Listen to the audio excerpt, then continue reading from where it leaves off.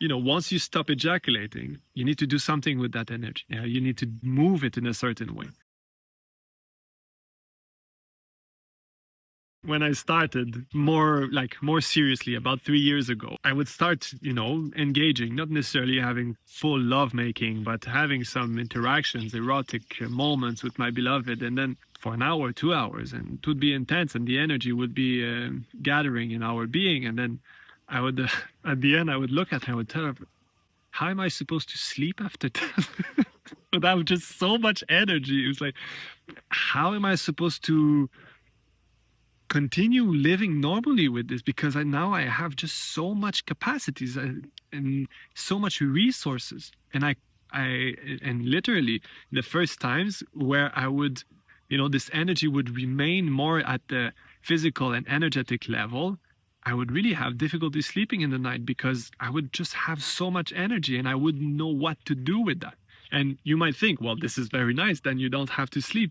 But that's not so much how it was, because I would exhaust myself in a certain way. Yeah. And I needed to learn how to use that energy in a purposeful way and in an integrated way within my being and within my life. And this was a challenge that arrived, obviously, after I learned to stop ejaculating, which was, now I keep this energy, then what do I do with that?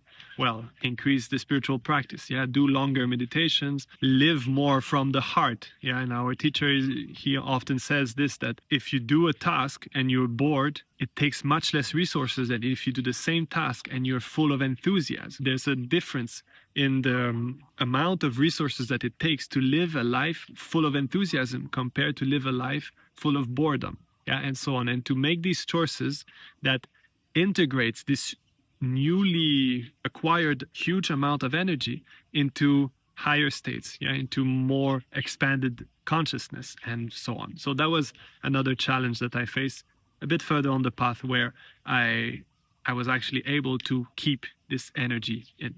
Guys, I'm very curious, what is your challenge with the continence practice? Please write it down in the comments below. And if you want any advice, reach out to me and I will be very happy to help you as much as I can.